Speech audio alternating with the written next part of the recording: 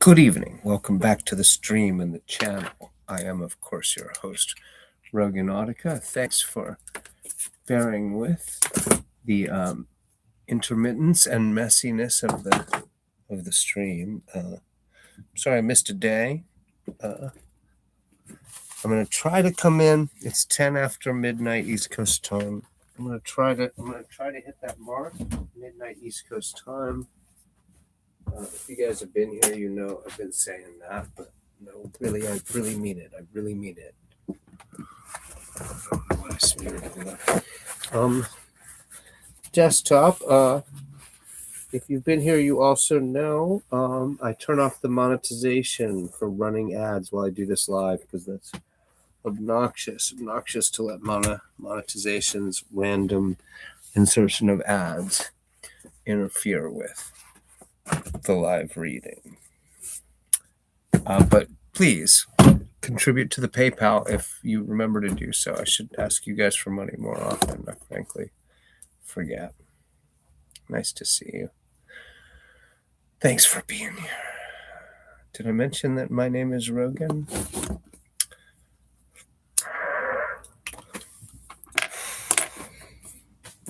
The Lord of the Rings by J.R.R. Tolkien.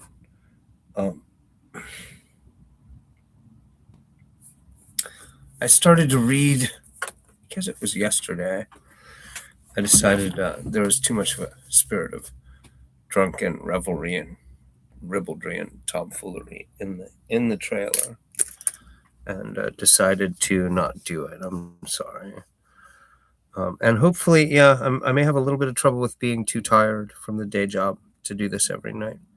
Today I had the day off, and so I got to live stream for a long time. But I didn't want to let you guys down who are here for the reading. Thanks for being here. I am picking up from a couple of pages into the chapter called A Shortcut to Mushrooms. This is chapter 4 of book 1 of The Lord of the Rings. It was already nearly as hot as it had been the day before, but clouds were beginning to come up from the west. It looked likely to turn to rain. The hobbits scrambled down a steep green bank and plunged into the thick trees below.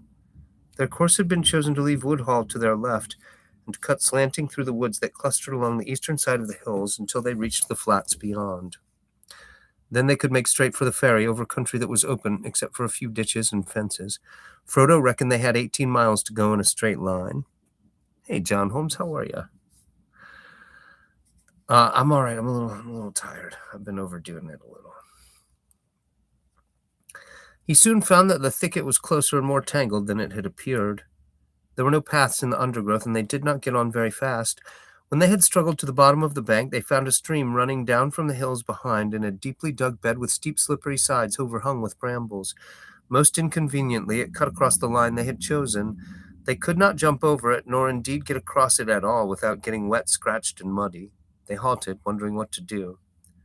"First check," said Pippin, smiling grimly. Sam Gamgee looked back. Through an opening in the trees, he caught a glimpse of the top of the green bank from which they had climbed down. "Look," he said, clutching Frodo by the arm. They all looked, and on the edge high above them they saw against the sky a horse standing. Beside it stooped a black figure. They at once gave up any idea of going back. Frodo led the way and plunged quickly into the thick bushes beside the stream. Whew! W-H-E-W. Whew! He said to Pippin.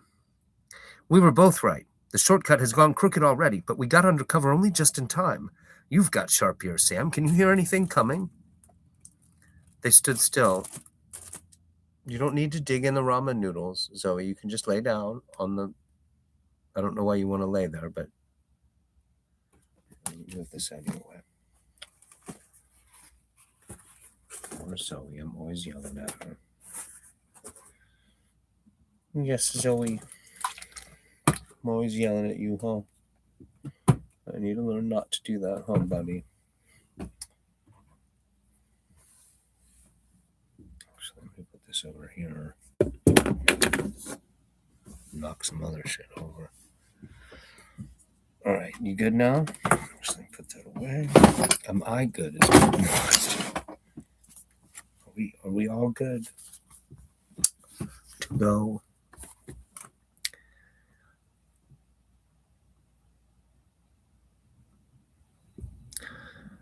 They stood still, almost holding their breath as they listened, but there was no sound of pursuit. I don't fancy he would try bringing his horse down that bank, said Sam, but I guess he knows we came down it. We had better be going on. Going on was not altogether easy. They had packs to carry, and the bushes and brambles were reluctant to let them through. They were cut off from the wind by the ridge behind, and the air was still and stuffy. When they forced their way at last into more open ground, they were hot and tired and very scratched, and they were also no longer certain of the direction in which they were going. The banks of the stream sank as it reached the levels and became broader and shallower, wandering off towards the Marish and the river. Why, this is the Stock Brook, said Pippin. If we are going to try and get back onto our course, we must cross at once and bear right. They waded the stream and hurried over a wide open space, rush-grown and treeless, on the further side. Beyond that, they came again to a belt of trees, tall oaks for the most part, with here and there an elm tree or an ash. The ground was fairly level. Zoe, it's just a pile of ramen noodles. You don't need to dig in it. What are you doing? Can you not do that, please? And thank you. I don't actually know if she has a purpose in doing that. She might want me to move all the ramen noodles. Pie Wacket would do that. Pie Wacket would be like, hey, you want those out of the way? What if I put them over here? It's a pretty big stash of ramen noodles. They're just heaped in the back corner over here. All right, is that better? And I'll move the keyboard. How's that?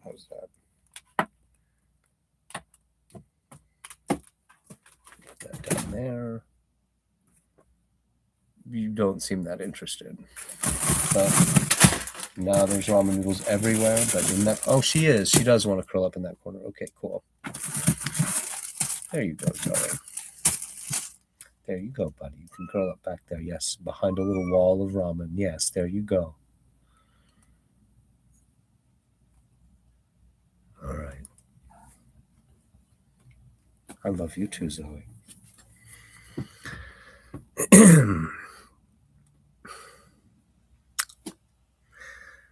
They waded into the stream and hurried over a wide open space, rush-grown and treeless, on the further side. Beyond that, they came again to a belt of trees, tall oaks for the most part, with here and there an elm tree or an ash. The ground was fairly level, and there was little undergrowth, but the trees were too close for them to see far ahead. The leaves blew upwards in sudden gusts of wind, and spots of rain began to fall from the overcast sky. Then the wind died away, and the rain came streaming down. They trudged along as fast as they could over patches of grass and through thick drifts of old leaves, and all about them the rain pattered and trickled. They did not talk, but kept glancing back and from side to side. After half an hour, Pippin said, I hope we have not turned too much towards the south, and are not walking longwise through this wood. It is not a very broad belt. I should have said no more than a mile at the widest, and we ought to have been through it by now. It is no good our starting to go in zigzags, said Frodo. That won't mend matters. Let us keep on as we are going. I am not sure that I want to come out into the open yet. They went on for perhaps another couple of miles. Then the sun gleamed out of ragged clouds again, and the rain lessened. It was now past midday, and they felt it was high time for lunch. They halted under an elm tree. Its leaves, though fast turning yellow, were still thick, and the ground at its feet was fairly dry and sheltered. When they came to make their meal, they found that the elves had filled their bottles with a clear drink, pale golden in color. It had the scent of a honey made of many flowers, and was wonderfully refreshing. Very soon they were laughing and snapping their fingers at rain and at black riders. The last few miles they felt would soon be behind them.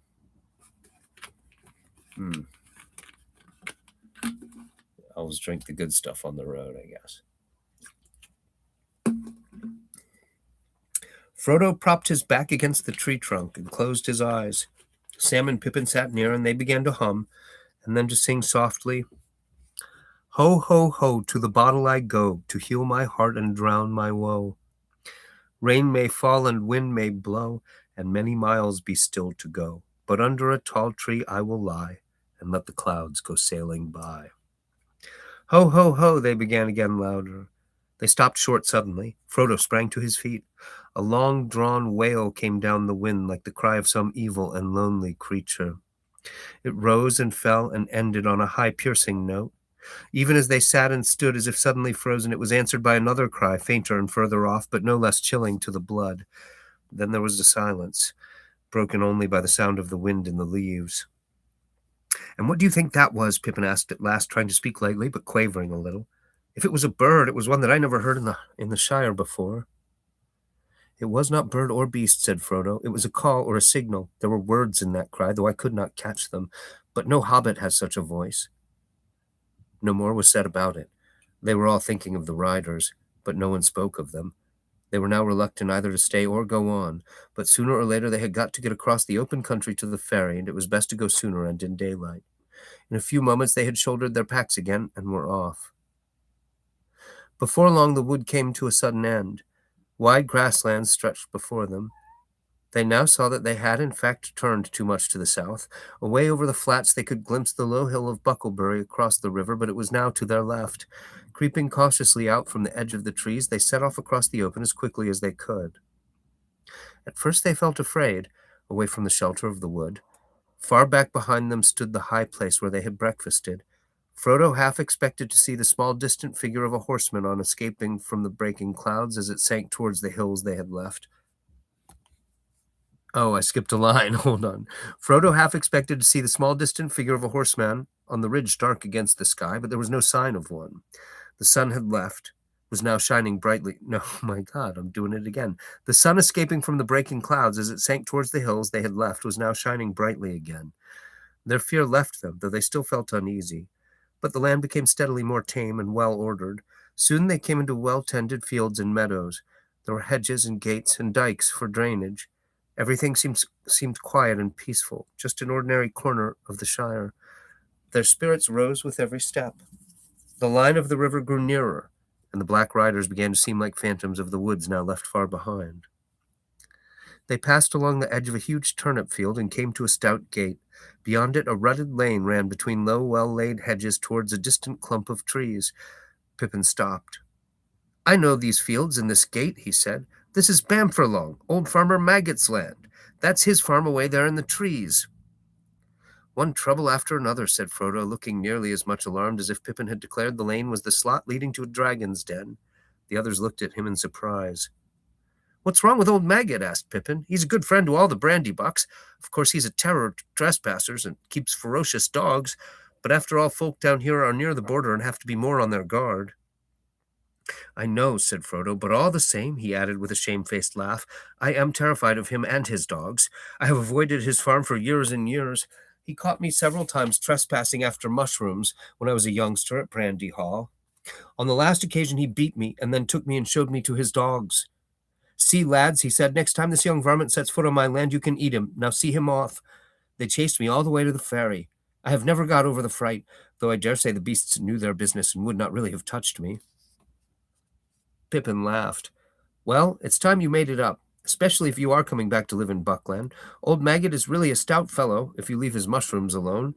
Let's get into the lane, and then we shan't be trespassing. If we meet him, I'll do the talking. He is a friend of Mary's, and I used to come here with him a good deal at one time." They went along the lane until they saw the thatched roofs of a large house and farm buildings peeping out among the trees ahead. The Maggots and the Puddiefoots of stock, and most of the inhabitants of the Marish, were house-dwellers, and this farm was stoutly built of brick and had a high wall all round it. There was a wide wooden gate opening out of the wall into the lane.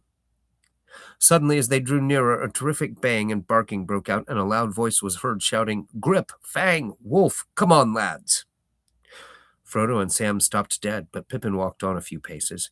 The gate opened, and 3 huge dogs came pelting out into the lane and dashed towards the travelers, barking fiercely. They took no notice of Pippin, but Sam shrank against the wall, while 2 wolfish-looking dogs sniffed at him suspiciously and snarled if he moved. The largest and most ferocious of the 3 halted in front of Frodo, bristling and growling. "Yes, Zoe, I can't move so that I have more of a lap. You can't. There's nothing I can do, buddy. It's the way the desk is." "I know, Zoe. It's very sad." God, stop hurting me. Christ. This fucking cat. managed to lose my pipe and my lighter and claw the inside of my thigh just so she could get down by my feet, where she's going to stay for 10 seconds because it's not comfortable there. It's fine. I love Zoe. I got to learn to stop snapping at her because it doesn't help. And honestly, I think she likes it. I think established a couple of nights ago there's something masochistic going on with her and interrupting the streams. I mean, masochistic is a strong word. She's a cat. She doesn't care if it's negative attention, I guess is what I mean. And she might appreciate it. The negative attention. I mean, it's not like I actually hurl her against the wall or injure her in any way, so it's just me making a different kind of noise.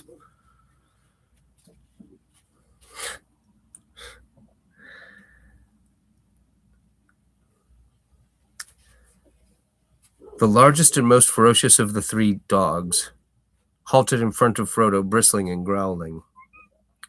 Through the gate there now appeared a broad, thick-set hobbit with a round, red face. "Hello, hello, and who may you be, and what may you be wanting?" he asked. "Good afternoon, Mr. Maggot," said Pippin. The farmer looked at him closely. "Well, if it isn't Master Pippin, Mr. Peregrine Took, I should say," he cried, changing from a scowl to a grin. "It's a long time since I saw you round here. It's lucky for you that I know you. I was just going out to set my dogs on any strangers. There are some funny things going on today. Of course, we do get queer folk wandering in these parts at times. Too near the river," he said, shaking his head. "But this fellow was the most outlandish I have ever set eyes on. He won't cross my land without leave a second time, not if I can stop it." "What fellow do you mean?" asked Pippin. "Then you haven't seen him," said the farmer. "He went up the lane towards the causeway not a long while back. He was a funny customer and asking funny questions. But perhaps you'll come along inside and we'll pass the news more comfortable. I've a drop of good ale on tap if you and your friends are willing, Mr. Took." "Zoe, you've got to stop doing that. Come out of there. Come on. And go out there." Put my leg in there, and then she can't do that. I wish I wouldn't get genuinely annoyed. It's genuinely annoying. And if you've been hanging out in the other streams, you know, the way that she insists on making herself a problem is keeping her trapped in this room. I can't let her roam free in the trailer. It's so frustrating. It means Pi is stuck in here too. Pi will relax and act cool. So he goes and gets into stuff and goes to exactly where she's told she's not allowed to go. There's nothing I can do. She's a cat. Maybe there's something I can do, but I haven't thought of it yet. She's getting worse. And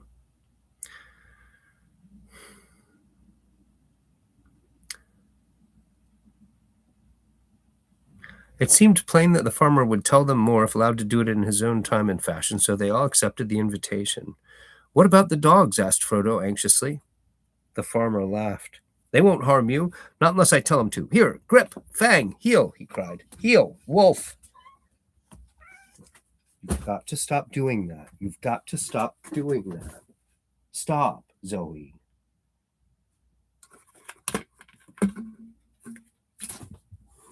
Yeah, you've got to stop. Water.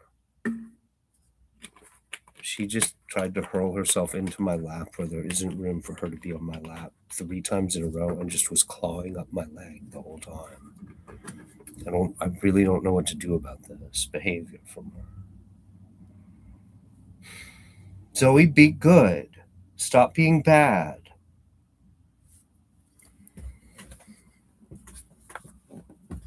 It's so annoying. I really don't like having to be mad at her on stream. The most annoying thing in the world. All right. Where was I? I apologize. Now she's grooming the water off of herself. It's just a little tiny bit in the bottom of the bottle. I have a water gun for that purpose, but it's in the living room because I was given it to Dave to use to keep her out of his bedroom, but she won't stay out of there. It doesn't.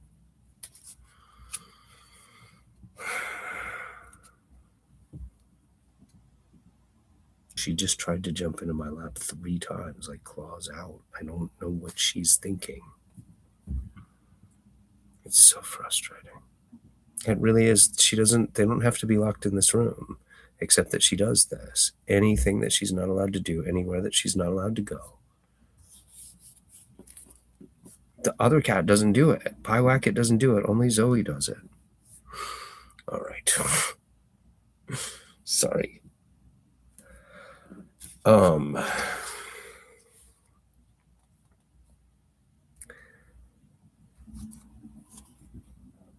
What about the dogs? Asked Frodo anxiously.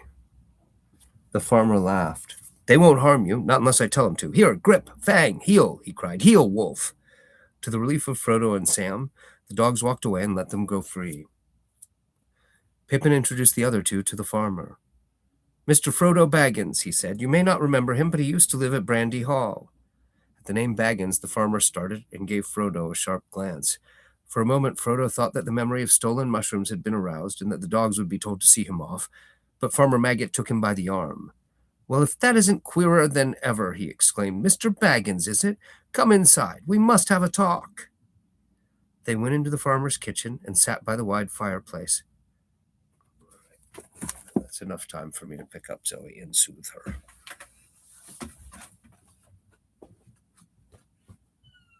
Zoe. All right. You gonna be good? You can't hang out in my lap, but you can hang out over here where you were before. All right?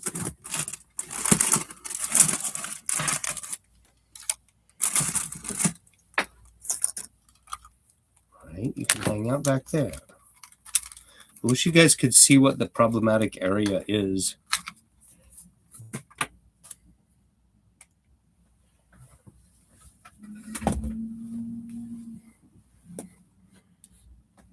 All right, be good, Zoe, okay? She's going to pull the lamp down in the computer in about 30 seconds when she decides to start moving around again.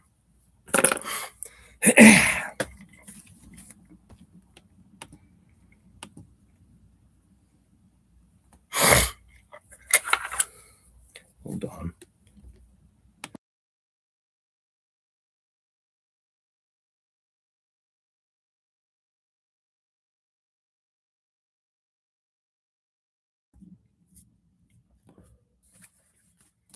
All right. I'm actually back now. Sorry about all that. They went into the farmer's kitchen and sat by the wide fireplace. Mrs. Maggot brought out beer in a huge jug and filled 4 large mugs. It was a good brew, and Pippin found himself more than compensated for missing the golden perch. Sam sipped his beer suspiciously. He had a natural mistrust of the inhabitants of other parts of the Shire, and also he was not disposed to be quick friends with anyone who had beaten his master, however long ago. After a few remarks about the weather and the agricultural prospects, which were no worse than usual, Farmer Maggot put down his mug and looked at them all in turn. Now, Mr. Peregrine, he said, where might you be coming from, and whence might you be going to? Were you coming to visit me? For, if so, you had gone past my gate without my seeing you.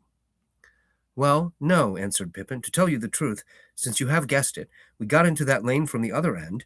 We had come over your fields, but that was quite by accident. We lost our way in the woods back near Woodhall, trying to take a shortcut to the ferry. If you were in a hurry, the road would have served you better, said the farmer. But I wasn't worrying about that. You have leave to walk over my land if you have a mind, Mr. Peregrine. And you, Mr. Baggins, though I dare say you still like mushrooms, he laughed. Ah, yes, I recognize the name. I recollect the time when young Frodo Baggins was one of the worst young rascals of Buckland. But it wasn't mushrooms I was thinking of. I had just heard the name Baggins before you turned up. What do you think that funny customer asked me? They waited anxiously for him to go on. Well, the farmer continued, approaching his point with slow relish, he came riding on a big black horse in at the gate, which happened to be open, and right up to my door. All black he was himself, too, and cloaked and hooded up as if he did not want to be known.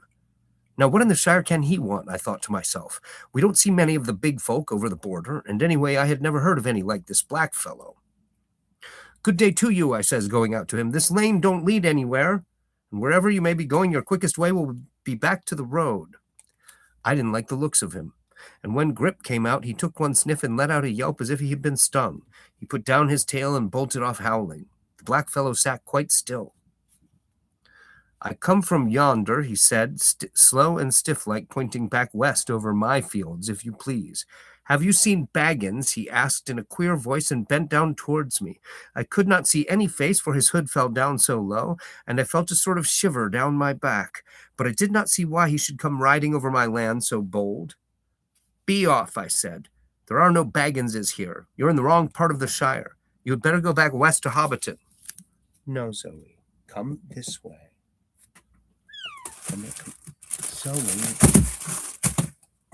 Zoe. Oh my God. There you go.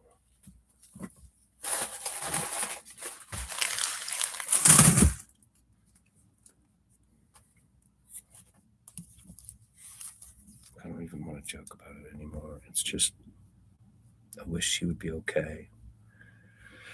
It really is. She does this and she can't hang out in the rest of the trailer, and it means both cats are stuck in this room all the time.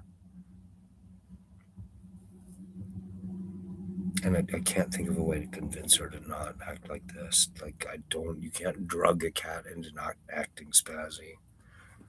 Even if you can afford a vet. I haven't been able to get them to a vet yet, so...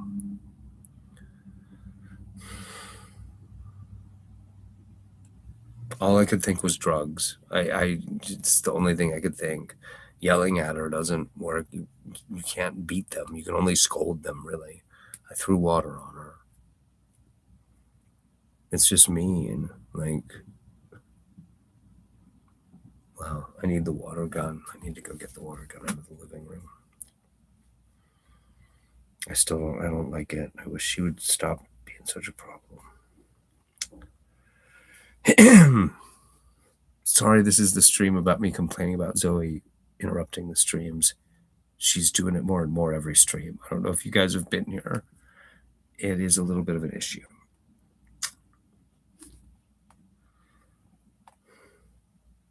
And like I said, I wish you could see, because there's plenty of places where she can hang out and lie down.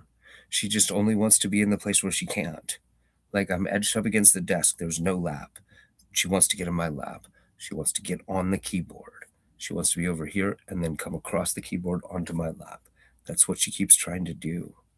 Like earlier when there was a tussle, it's because she tried to climb me like a tree. I don't know what's so urgent. She doesn't act like this at any other time. I just want to cry. Right? It's fine. It's fine. I mean, I'm not making it better by complaining at length.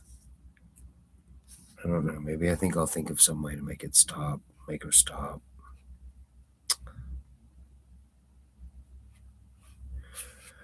You're in the wrong part of the shire. You had better go back west to Hobbiton, but you can go by road this time. Baggins has left, he answered in a whisper. He is coming. He is not far away. I wish to find him. If he passes, will you tell me? I will come back with gold. No, you won't, I said. You'll go back where you belong double quick. I give you 1 minute before I call all my dogs. He gave a sort of hiss. It might have been laughing and it might not. Then he spurred his great horse right at me, and I jumped out of the way only just in time. I called the dogs, but he swung off and rode through the gate and up the lane towards the causeway like a bolt of thunder. What do you think of that? Frodo sat for a moment looking at the fire, but his only thought was how on earth would they reach the ferry. I don't know what to think, he said at last. Then I'll tell you what to think, said Maggot. You should never have gone mixing yourself up with Hobbiton folk, Mr. Frodo. Folk are queer up there. Sam stirred in his chair and looked at the farmer with an unfriendly eye. But you were always a reckless lad. When I heard you had left the Brandybucks and gone off to that old Mr. Bilbo, I said that you were going to find trouble. Mark my words, this all comes of those strange doings of Mr. Bilbo's. His money was got in some strange fashion in foreign parts, they say. Maybe there is some that want to know what has become of the gold and jewels that he buried in the hill of Hobbiton, as I hear. Frodo said nothing. The shrewd guesses of the farmer were rather disconcerting. Well, Mr. Frodo, Maggot went on, I'm glad that you've had the sense to come back to Buckland. My advice is, stay there, and don't get mixed up with these outlandish folk. You'll have friends in these parts. If any of these black fellows come after you again, I'll deal with them. I'll say you're dead or have left the Shire or anything you like. And that might be true enough, for as like as not, it is old Mr. Bilbo they want news of. Maybe you're right, said Frodo, avoiding the farmer's eye and staring at the fire. Hey, Gandalf, how are you? I'm glad you came in after Zoe's spaz outs. Maybe she's done. I don't think she's going to attack my lap again this time. I just wanted to complain about my cat again. You know, I shouldn't complain at all. I love Zoe. It's fine. She can climb me like a tree with her clauses. It's fine. It's fine.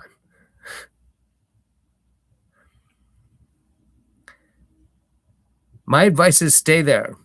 And don't get mixed up with these outlandish folk. Oh, right, I backed up too far. Maggot looked at Frodo thoughtfully. Well, I see you have ideas of your own, he said. It is as plain as my nose that no accident brought you and that rider here on the same afternoon, and maybe my news was no great news to you after all. I'm not asking you to tell me anything you have a mind to keep to yourself, but I see you are in some kind of trouble. Perhaps you are thinking it won't be too easy to get to the ferry without being caught? I was thinking so, said Frodo, but we have got to try and get there. I would never have written try and. I would have written try to. It's a pet peeve of mine. I was thinking so, said Frodo, but we have got to try and get there, and it won't be done by sitting and thinking. So I am afraid we must be going. Thank you very much indeed for your kindness. I've been in terror of you and your dogs for over 30 years, Farmer Maggot, though you may laugh to hear it.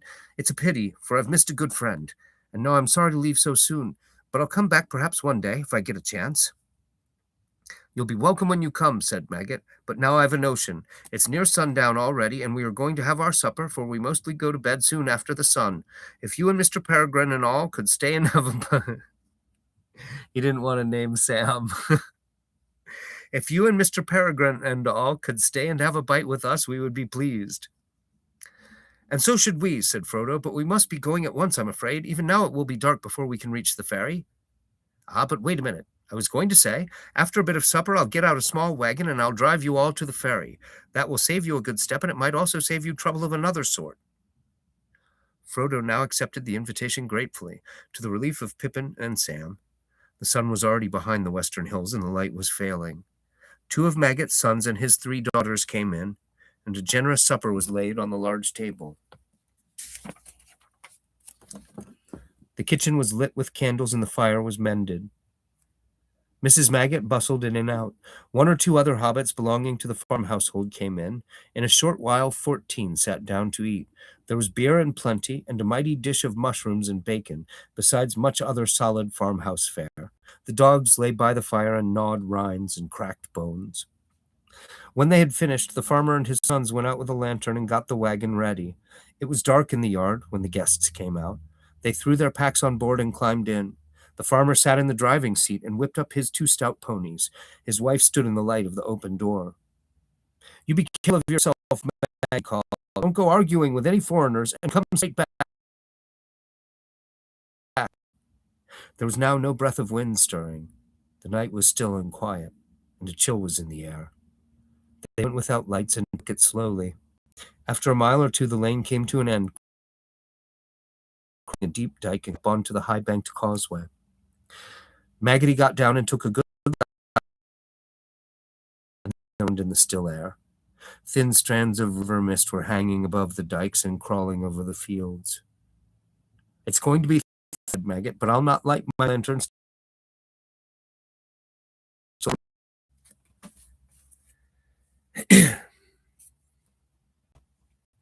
was buffering a little. Oh my God, it's just cursed. The stream is cursed. Can you hear me now? I didn't see anything at my end, but I was busy reading, I guess. I'm not going to give up. I'm just not. Now is good? Or... Zoe really threw me out of temper. Like, I just, like, more and more with her. But she tried to climb me like a tree. Just kept attacking me. Like, it was really weird. She keeps dialing it up. It's just a cat, Rogan. You love her. Why is this a problem? I don't know why she does it, is the problem, actually. She's just hanging out on the floor now.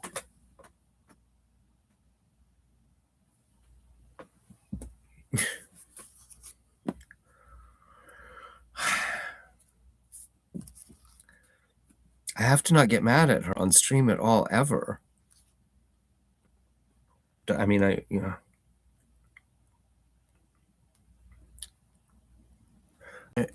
It is. It's because it keeps her from being in the rest of the trailer. Like, she can't go hang out in the other parts of the trailer ever because she does this stuff. She does it out there too. I know I've said it 20 times. All right. Sorry. Yikes. It would just be so much more comfortable for them if she would stop. Poor Zoe. Poor Pyewacket. I gotta get to somewhere where it's safe so they can just run around. They can't cause problems. Somewhere where they're welcome.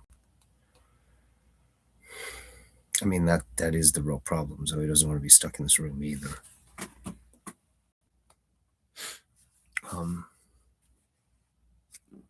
Someone else in the chat? Yeah, the chat's been like, I missed a couple of days of streaming and now nobody's around. It was 5 miles or more from Maggot's Lane to the ferry. The hobbits wrapped themselves up, but their ears were strained for any sound above the creak of the wheels and the slow clop of the pony's hoofs. The wagon seemed slower than a snail to Frodo. Beside him, Pippin was nodding towards sleep, but Sam was staring forwards into the rising fog. It was marked by 2 tall white posts that suddenly loomed up on their right. Farmer Maggot drew in his ponies, and the wagon creaked to a halt. They were just beginning to scramble out when suddenly they heard what they had all been dreading, hoofs on the road ahead. The sound was coming towards them. Maggot jumped down and stood holding the ponies' heads and peering forward into the gloom. Clip, clop, clip, clop came the fall of the hoofs sounded loud in the still foggy air. You'd better be hidden, Mr. Frodo, said Sam anxiously. You get down in the wagon and cover up with blankets, and we'll send this rider to the rightabouts. He climbed out on Homer's side. Black riders would have to ride over him to get near the wagon. Clop, clop, clop, clop. The rider was nearly on them. Hello there, called Farmer Maggot. The advancing hoofs stopped short. They thought they could dimly guess a dark-cloaked shape in the mist a yard or two ahead. Now then, said the farmer, throwing the reins to Sam and striding forward, don't you come a step nearer. What do you want, and where are you going? I want Mr. Baggins. Have you seen him? Oh. I want Mr. Baggins. Have you seen him? This was the voice of Mary Buck. Computer today and would like to know if the buffering is here or there. Oh. Well, it doesn't seem to be doing anything funny on my end. But I have had 2 things break today already, and so this should be buffered. Not counting Zoe. She's not broken at all. In fact, she's functioning all too. Not say things like that. She's functioning perfectly, except for the fleas.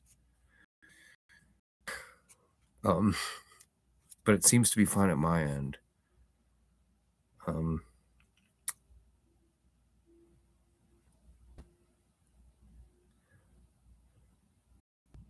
I want Mr. Baggins. Have you seen him? Said a muffled voice, but the voice was the voice of Mary Brandybuck.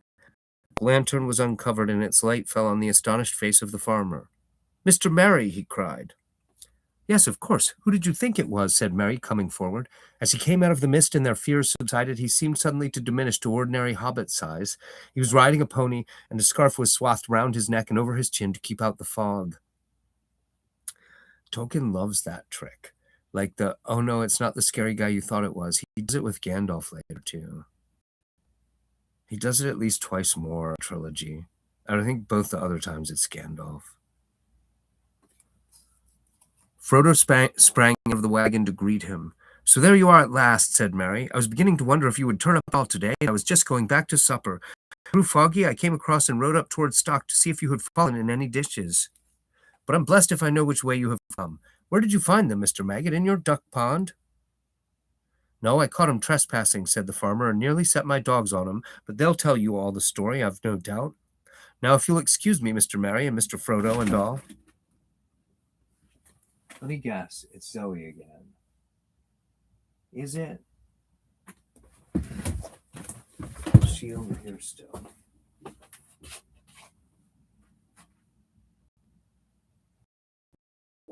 Where is she? I shouldn't worry, right? She's She's having herself into. Oh, you are in that corner. Yeah. Yeah, you just want to go out, huh, buddy? I'm gonna do this. Do the thing.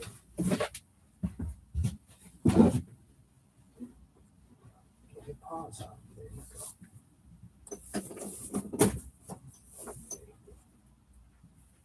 All right.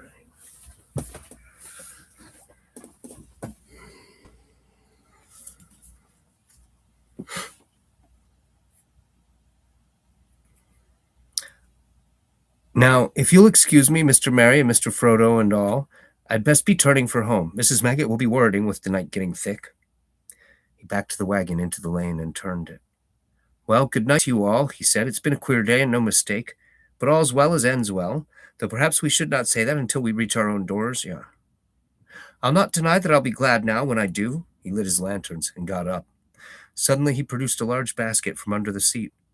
I was nearly forgetting, he said. Mrs. Maggot put this up for Mr. Baggins with her compliments. He handed it down and moved off, followed by a chorus of thanks and good nights.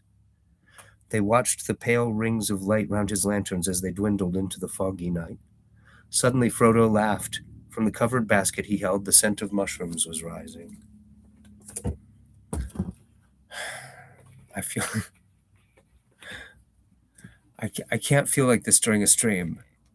I've got to be more equable. Also, I'm in the middle of reading Lord of the Rings, so like, if a stream, like, the vibe just goes wrong on me while I'm reading for like an hour.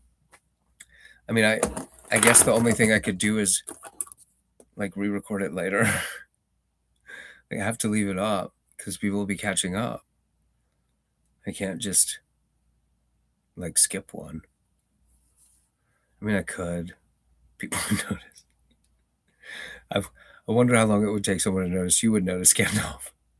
I don't know, though. You're here while I'm doing it live, so you might actually not notice if the saved ones aren't there in order later.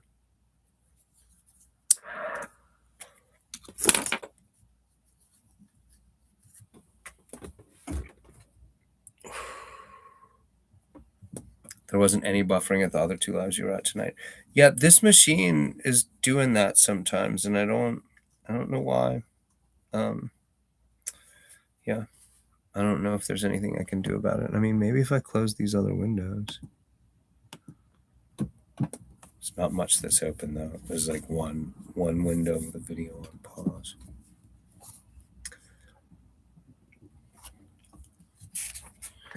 Chapter 5, A Conspiracy Unmasked. Now we had better get home ourselves, said Mary. There's something funny about all this, I see, but it must wait till we get in. They turned down the ferry lane, which was straight and well kept and edged with large whitewashed stones. In 100 yards or so it brought them to the river bank, where there was a broad wooden landing stage. A large flat ferry boat was moored beside it. The white bollards near the water's edge glimmered in the light of 2 lamps on high posts. Behind them the mists in the flat fields were now above the hedges, but the water before them was dark, with only a few curling wisps like steam above the reeds by the bank. There seemed to be less fog on the further side. Mary led the pony over a gangway onto the ferry, and the others followed. Mary then pushed slowly off with a long pole. The brandy wine flowed smooth. Well, there she is. The brandy wine flowed slow and broad before them. On the other side the bank was steep, and up it a winding path climbed from the further landing. Lamps were twinkling there. Behind loomed up the Buck Hill, and out of it, through stray shrouds of mist, shone many round windows, yellow and red. They were the windows of Brandy Hall, the ancient home of the Brandy Bucks. Yes, Zoe? Are you going to hang there? I kind of want Zoe to disrupt the stream again now, just so I can be nicer than I was earlier.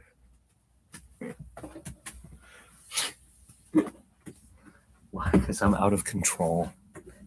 I'm just utterly unhinged. I've lost my mind. All of it. Both halves of it. Both halves gone. Boom, boom. I'm going to put my glasses away. Obviously, I don't need to see shit.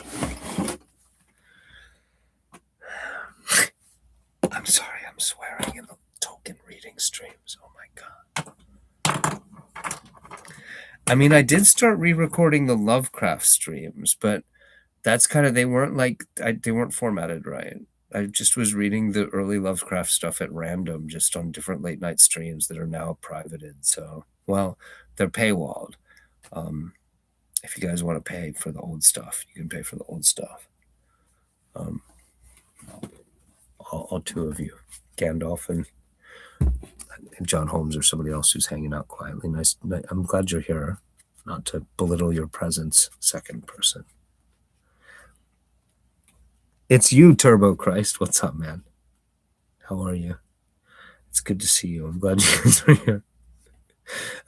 This is the closest I've ever come to actually just crashing and burning, and it's over Zoe. And she keeps doing it to these streams.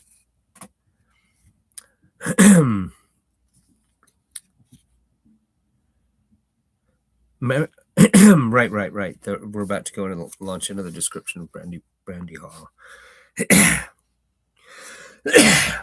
Long ago, Gorhan Dad Oldbuck, head of the Oldbuck family, one of the oldest in the Marish, or indeed in the Shire, had crossed the river, which was the original boundary of the land eastwards. He built and excavated Brandy Hall, changed his name to Brandybuck, and settled down to become master of what was virtually a small independent country. His family grew and grew, and after his days continued to grow, until Brandy Hall occupied the whole of the low hill and had 3 large front doors, many side doors, and about 100 windows.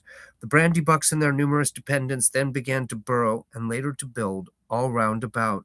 That was the origin of Buckland, a thickly inhabited strip between the river and the old forest, a sort of colony from the Shire. Buckle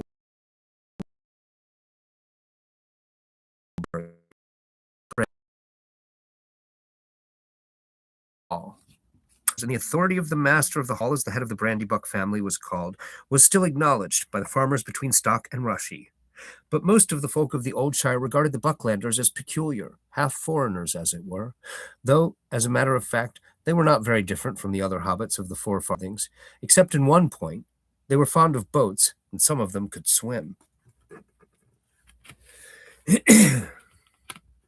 Their land was originally unprotected from the east, but on that side they had built a hedge, the High Hay. It had been planted many generations ago and was now thick and tall, for it was constantly tended. It ran all the way from Brandywine Bridge in a big loop curving away from the river to Hayes End, where the Withywindle flowed out of the forest into the Brandywine, well over 20 miles from end to end. But of course, it was not a complete protection. The forest drew close to the hedge in many places. The Bucklanders kept their doors locked after dark, and that also was not usual in the Shire.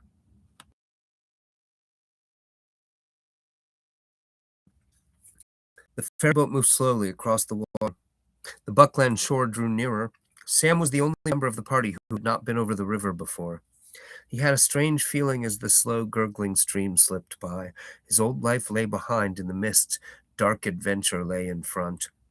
He scratched his head, and for a moment had a passing wish that Mr. Frodo could have gone on living quietly at Bag End. The 4 hobbits stepped off the ferry.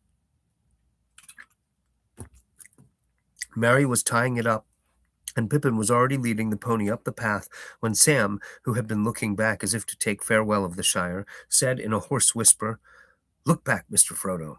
Do you see anything?"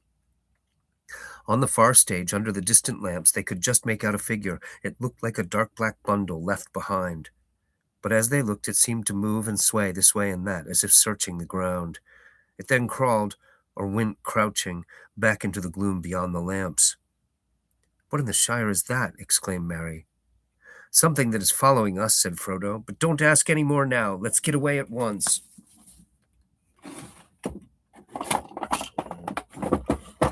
I decided just suddenly to take some Tylenol. I'm sorry. A little bit. Is it buffering a little bit? Oh, I'm going to cry. Well, no wonder the numbers aren't so good. Maybe if I bring this forward and put it, well, no, don't do that, but put it like this, where Zoe can knock it over.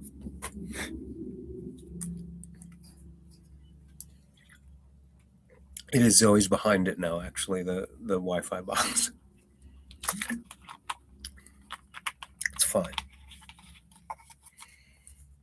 Behind my, yeah, Pie Wacket's up there. Zoe's hanging out over here. They both really like the reading stream. Zoe always causes problems until I really get mad and really scold her, and then she'll settle down. I'm not sure what I can do to short circuit that. It might be storming there. It's not. Well, it's really cloudy. It was really cloudy earlier. It's not raining yet, though. Yeah, that might be it. It's not cursed. The day is not cursed. She trying to tell you a bedtime story? She's been weird all night, actually. Even for her, she just keeps dialing it up a little bit and a little bit. She really wants to get out of the room and hang out in the rest of the trailer. But what she does is go straight to Dave's room and go under his bed, which is the one place that he does not want her. So, like, there's nothing I can do. She won't stop doing it. Like, now, like, I let her out and she beelines. It's so frustrating. I can't let Pie out because Zoe does that. Pie Wacket will just go hang out in the living room with Dave and Punchy, like a normal, friendly cat. Zoe has figured out the one thing she's not allowed to do, and she goes and does it. So I can't let either of them out. It's so frustrating. I mean, they're not. I don't want to have to require, even passively, Dave to keep aware of where they are so that he doesn't let them out into the trailer park. They haven't had their shots or been fixed, so they can't get out. So I just have to be somewhere safer with the cats really soon. That's all.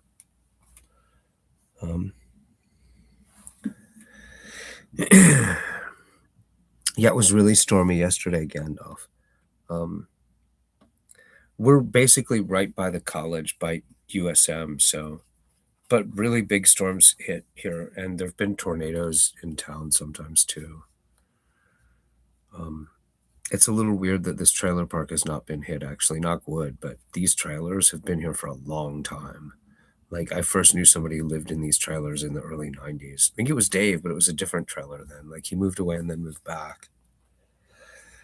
Click my red slippers together. Melinda's trying to set something up for me in Lubbock that's not living with her, but living with someone else. I should have the money to move into somewhere or move away to somewhere else if I don't have to have money to move in somewhere when I get there within 2 or 3 weeks. I don't know how quickly I'm going to get paid at this job. I like the job. The Gold Post, I like it. I don't want to have to shake everything up again. But this isn't livable, and it's not Dave's fault. He didn't ask me to move in here. He's being really kind and helpful.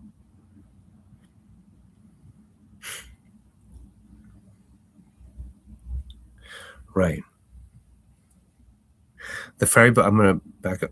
Did I just buffer? I think I saw that. I'm going to back up a paragraph.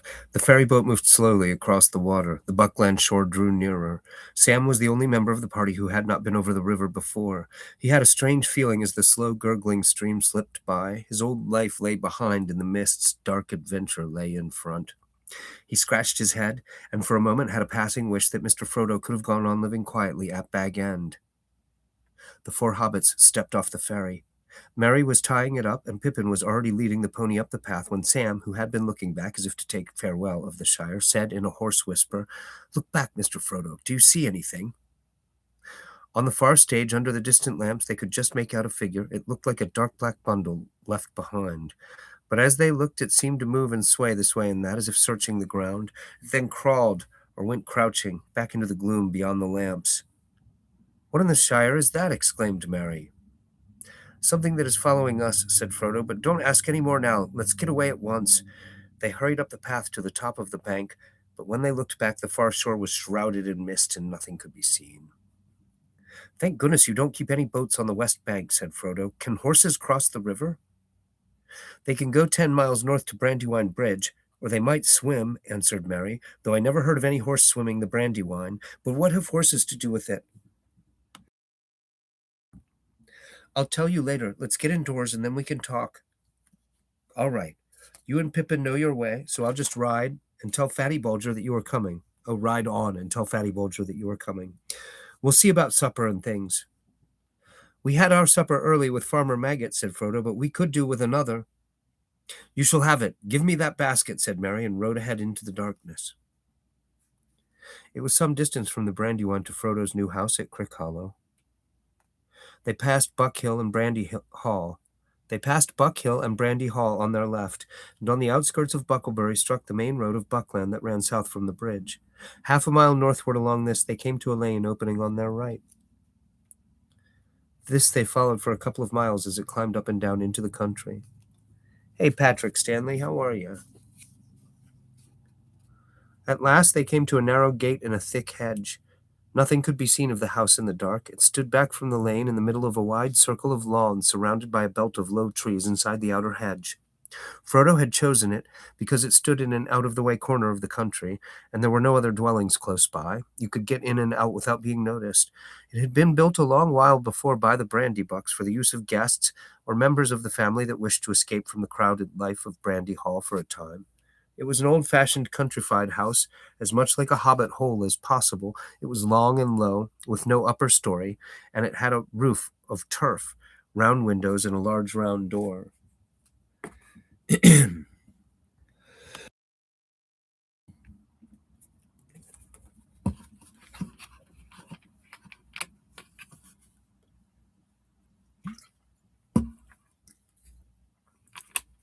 As they walked up the green path from the gate, no light was visible. The windows were dark and shuttered.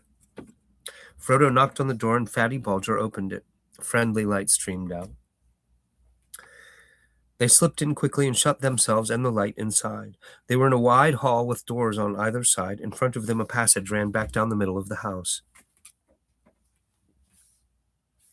"Well, what do you think of it?" asked Merry, coming up the passage. "We have done our best in a short time to make it look like home. After all, Fatty and I only got here with the last cartload yesterday." Frodo looked round. It did look like home. Many of his own favorite things, or Bilbo's things, they reminded him sharply of him in their new setting, were arranged as nearly as possible as they had been at Bag End. It was a pleasant, comfortable, welcoming place, and he found himself wishing that he was really coming here to settle down in quiet retirement. It seemed unfair to have put his friends to all this trouble, and he wondered again how he was going to break the news to them that he must leave them so soon, indeed, at once. Yet that would have to be done that very night, before they all went to bed. "It's delightful," he said with an effort. "I hardly feel that I have moved at all." The travelers hung up their cloaks and piled up their packs on the floor. Merry led them down the passage and threw open a door at the far end. Firelight came out and a puff of steam. "A bath!" cried Pippin. "Oh, blessed Meriadoc!" "Really? What are you even doing with your tail? How are you even making that noise?" It's Zoe. Big surprise there.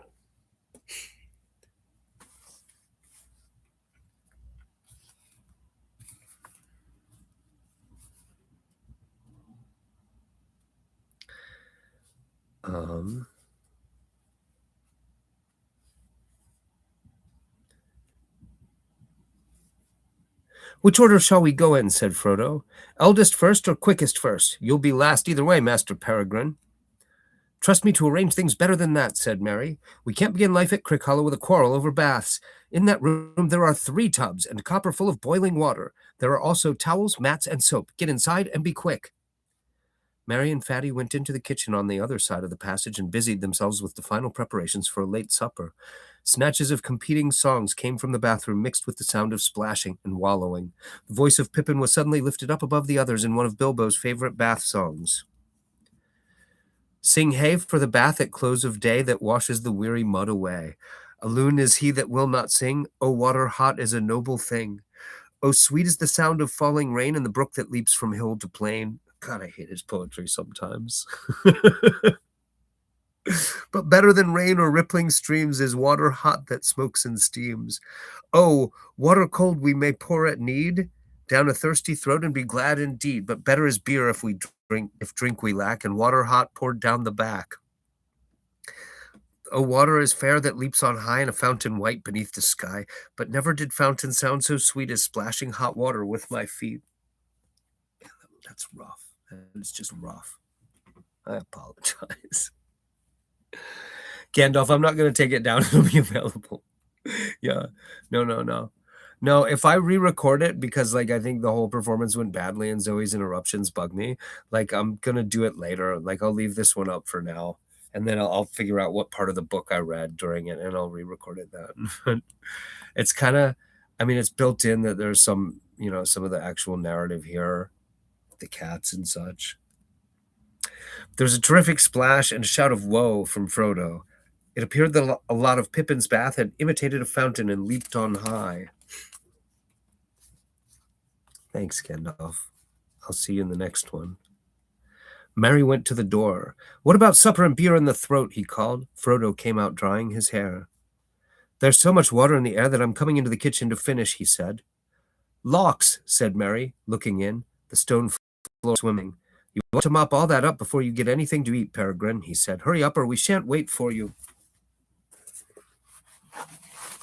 Boy, how did they not play them so much gayer in the movie? I gotta say, I'm just blowing my nose. I'm too couth. I am too couth to wipe my nose on camera.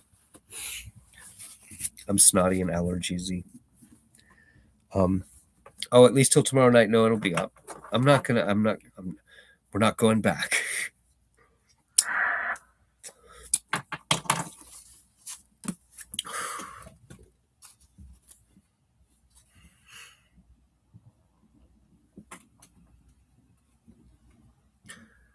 They had supper in the kitchen on a table near the fire.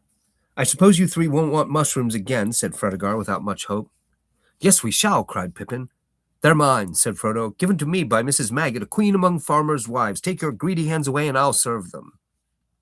Hobbits have a passion for mushrooms, surpassing even the greediest likings of big people, a fact which partly explains young Frodo's long expeditions to the renowned fields of the Marish and the wrath of the Injur.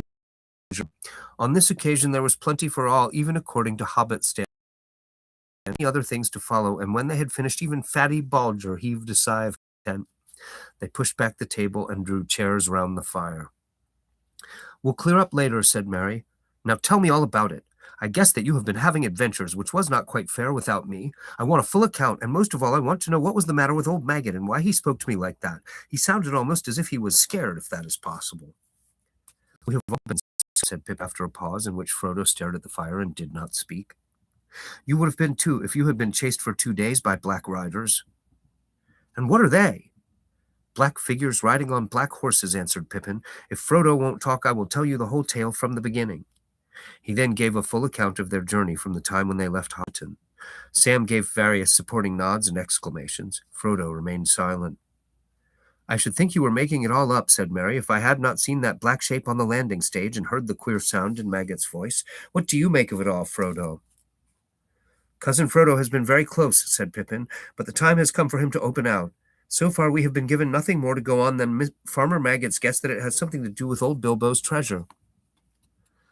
That was only a guess, said Frodo hastily. Maggot does not know anything. Old Maggot is a shrewd fellow, said Merry. A lot goes on behind his round face that does not come out in his talk. I've heard that he used to go into the old forest at one time, and he has the reputation of knowing a good many strange things. But you can at least tell us, Frodo, whether you think his guess good or bad. I think, answered Frodo slowly, that it was a good guess as far as it goes. There is a connection with Bilbo's old adventures, and the riders are looking, or perhaps one ought to say searching, for him or for me. I also fear, if you want to know, that it is no joke at all, and that I am not safe here or anywhere else. He looked round at the windows and walls, as if he was afraid they would suddenly give way. The others looked at him in silence, and exchanged meaning glances among themselves. It's coming out in a minute, whispered Pippin to Merry. Merry nodded. Well, said Frodo at last, sitting up and straightening his back as if he had made a decision, I can't keep it dark any longer. I have got something to tell you all, but I don't know quite how to begin. I think I could help you, said Merry quietly, by telling you some of it myself. What do you mean? Said Frodo, looking at him anxiously. Just this, my dear old Frodo. You are miserable because you don't know how to say goodbye.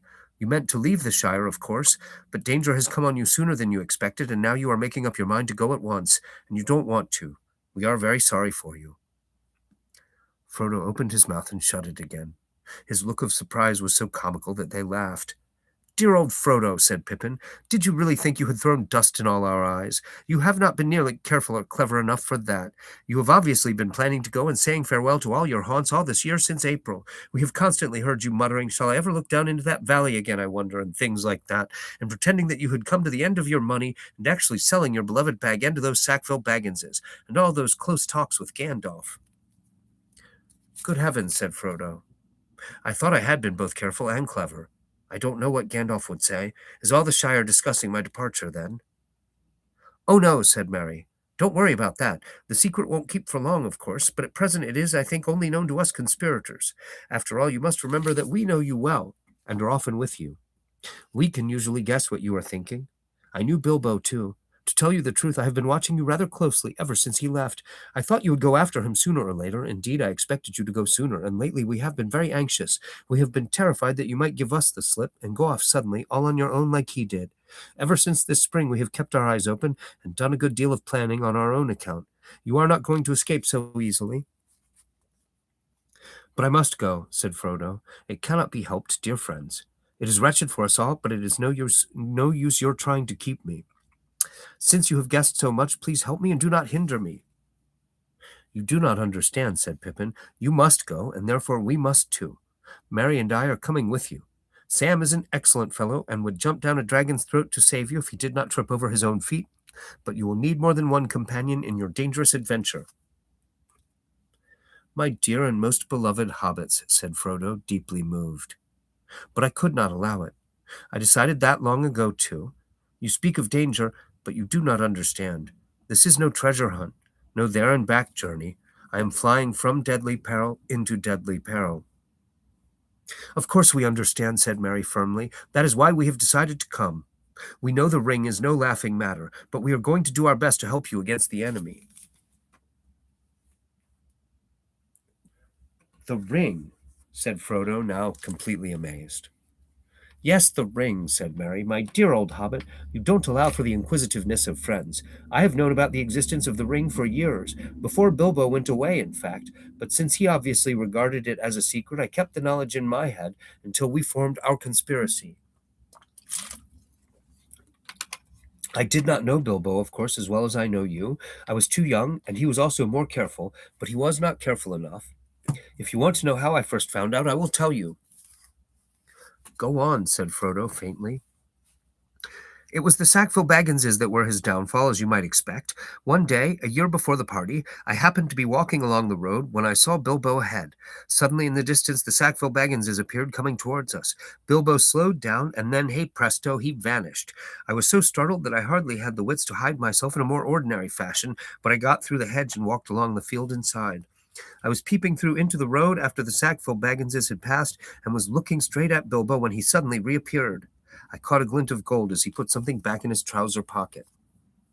After that, I kept my eyes open. In fact, I confess that I spied. But you must admit that it was very intriguing, and I was only in my teens. I must be the only one in the Shire besides you, Frodo, that has ever seen the old fellow's secret book." "You have read his book," cried Frodo. "Good heavens above, is nothing safe?" "Not too safe, I should say," said Merry. "But I have only had one rapid glance, and that was difficult to get. He never left the book about. I wonder what became of it. I should like another look. Have you got it, Frodo?" "No, it was not at Bag End. He must have taken it away." "Well, as I was saying," Merry proceeded, "I kept my knowledge to myself till the spring when things got serious. Then we formed our conspiracy, and as we were serious too, and meant business, we have not been too scrupulous. You are not a very easy nut to crack, and Gandalf is worse. But if you want to be introduced to our chief investigator, I can produce him." "Where is he?" said Frodo, looking round as if he expected a masked and sinister figure to come out of a cupboard. "Step forward, Sam," said Merry, and Sam stood up with a face scarlet up to the ears. "Here's our collector of information, and he collected a lot, I can tell you, before he was finally caught, after which, I may say, he seemed to regard himself as on parole and dried up." "Sam," cried Frodo, feeling that amazement could go no further, and quite unable to decide whether he felt angry, amused, relieved, or merely foolish. "Yes, sir," said Sam, "begging your pardon, sir. But I meant no wrong to you, Mr. Frodo, nor to Mr. Gandalf for that matter. He has some sense, mind you, and when you said go alone, he said no, take someone as you can trust." "But it does not seem that I can trust anyone," said Frodo. Sam looked at him unhappily. "It all depends on what you want," put in Mary. "You can trust us to stick to you through thick and thin to the bitter end. And you can trust us to keep any secret of yours closer than you keep it yourself. But you cannot trust us to let you face trouble alone and go off without a word. We are your friends, Frodo. Anyway, there it is. We know most of what Gandalf has told you. We know a good deal about the ring. We are horribly afraid, but we are coming with you or following you like hounds." "And after all, sir," added Sam, "you did ought to take the elves' advice. Gildor said you should take them as was willing, and you can't deny it." "I don't deny it," said Frodo, looking at Sam, who was now grinning.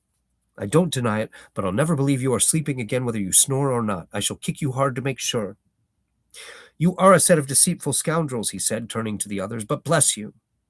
He laughed, getting up and waving his arms. "I give in. I will take Gildor's advice. If the danger were not so dark, I should dance for joy. Even so, I cannot help feeling happy, happier than I have felt for a long time. I had dreaded this evening." "Good, that's settled. 3 cheers for Captain Frodo and company," they shouted, and they danced round him. Merry and Pippin began a song which they had apparently got ready for the occasion. It was made on the model of the dwarf song that started Bilbo on his adventure long ago, and went to the same tune. "Farewell we call to hearth and hall. The wind may blow and rain may fall. We must away ere break of day, far over wood and mountain tall. To Rivendell, where elves yet dwell, in glades beneath the misty fell. Through moor and waste we ride in haste, and whither then we cannot tell. With foes ahead, behind us dread, beneath the sky shall be our bed, until at last our toil be past, our journey done, our errand sped. We must away, we ride before the break of day." "Very good," said Frodo, "but in that case there are a lot of things to do before we go to bed, under a roof, for tonight at any rate." "Oh, that was poetry," said Pippin. "Do you really mean to start before the break of day?" "I don't know," answered Frodo. "I fear those black riders, and I am sure it is unsafe to stay in one place long, especially in a place to which it is known I was going. Also, Gildor advised me not to wait, but I should very much like to see Gandalf. I could see that even Gildor was disturbed when he heard that Gandalf had never appeared. It really depends on 2 things. How soon could the riders get to Bucklebury, and how soon could we get off? It will take a good deal of preparation." "The answer to the second question," said Mary, "is that we could get off in an hour. I have prepared practically everything. There are 5 ponies in a stable across the fields. Stores and tackle are all packed, except for a few extra clothes and the perishable food." "It seems to have been a very efficient conspiracy," said Frodo. "But what about the Black Riders? Would it be safe to wait one day for Gandalf?" "That all depends on what you think the riders would do if they found you here," answered Mary. "They could have reached here by now, of course, if they were not stopped at the north gate, where the hedge runs down to the river bank just this side of the bridge. The gate guards would not let them through by night, though they might break through. Even in the daylight they would try to keep them out, I think, at any rate until they got a message through to the master of the hall, for they would not like the look of the riders and would certainly be frightened by them. But, of course, Buckland cannot resist a determined attack for long, and it is possible that in the morning even a black rider that rode up and asked for Mr. Baggins would be let through. It is pretty generally known that you are coming back to live at Crickhollow." Frodo sat for a while and thought. "I have made up my mind," he said finally. "I am starting tomorrow as soon as it is light. But I am not going by road. It would be safer to wait here than that. If I go through the north gate, my departure from Buckland will be known at once instead of being secret for several days at least, as it might be. And what is more, the bridge and the east road near the borders will certainly be watched, whether any rider gets into Buckland or not. We don't know how many there are, but there are at least 2, and possibly more. The only thing to do is to go off in a quite unexpected direction." "But that can only mean going into the old forest," said Fredegar, horrified. "You can't be thinking of doing that. It is quite as dangerous as Black Riders." "Not quite," said Mary. "It sounds very desperate, but I believe Frodo is right. It is the only way of getting off without being followed at once. With luck, we might get a considerable start." "But you won't have any luck in the old forest," objected Fredegar. "No one ever has luck in there. You'll get lost. People don't go in there." "Oh, yes, they do," said Mary. "The Brandybucks go in, occasionally, when the fit takes them. We have a private entrance. Frodo went in once, long ago. I have been in several times, usually in daylight, of course, when the trees are sleepy and fairly quiet." "Well, do as you think best," said Fredegar. I am more afraid of the old forest than of anything I know about. The stories about it are a nightmare, but my vote hardly counts, as I am not going on the journey. Still, I am very glad someone is stopping behind who can tell Gandalf what you have done when he turns up, as I am sure he will before long." Fond as he was of Frodo, Fatty Balger had no desire to leave the Shire, nor to see what lay outside it. His family came from the East Farthing, from Budgeford and Bridgefields, in fact, but he had never been over the Brandywine Bridge. His task, according to the original plans of the conspirators, was to stay behind and deal with inquisitive folk, and to keep up as long as possible the pretense that Mr. Baggins was still living at Crick Hollow. He had even brought along some old clothes of Frodo's to help him in playing the part. They little thought how dangerous that part might prove. "Excellent," said Frodo when he understood the plan. "We could not have left any message behind for Gandalf otherwise. I don't know whether these riders can read or not, of course, but I should not have dared to risk a written message in case they got in and searched the house. But if Fatty is willing to hold the fort, and I can be sure of Gandalf knowing the way we have gone, that decides me. I am going into the Old Forest first thing tomorrow." "Well, that's that," said Pippin. "On the whole, I would rather have our job than Fatty's, waiting here till Black Riders come." "You wait till you are well inside the forest," said Fredegar. "You'll wish you were back here with me before this time tomorrow." "It's no good arguing about it any more," said Merry. "We have still got to tidy up and put the finishing touches to the packing before we get to bed. I shall call you all before the break of day." When at last he had got to bed, Frodo could not sleep for some time. His legs ached. He was glad that he was riding in the morning. Eventually he fell into a vague dream, in which he seemed to be looking out of a high window over a dark sea of tangled trees. Down below among the roots there was the sound of creatures crawling and snuffling. He felt sure they would smell him out sooner or later. Then he heard a noise in the distance. At first he thought it was a great wind coming over the leaves of the forest. Then he knew that it was not leaves, but the sound of the sea far off, a sound he had never heard in waking life, though it had often troubled his dreams. Suddenly he found he was out in the open. There were no trees after all. He was on a dark heath, and there was a strange salt smell in the air.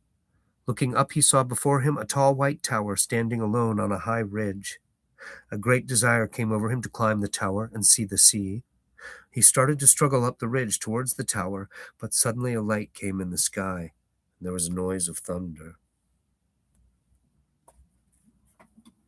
All right, I'm going to stop there since it's the end of a chapter. It's a little bit early, but I got a long day tomorrow. Hopefully, I will be in tomorrow night in a little bit better form. Maybe Zoe won't give us so much trouble. Maybe it won't be buffering from the weather. Thanks for being here, guys. I'll see you in the next one.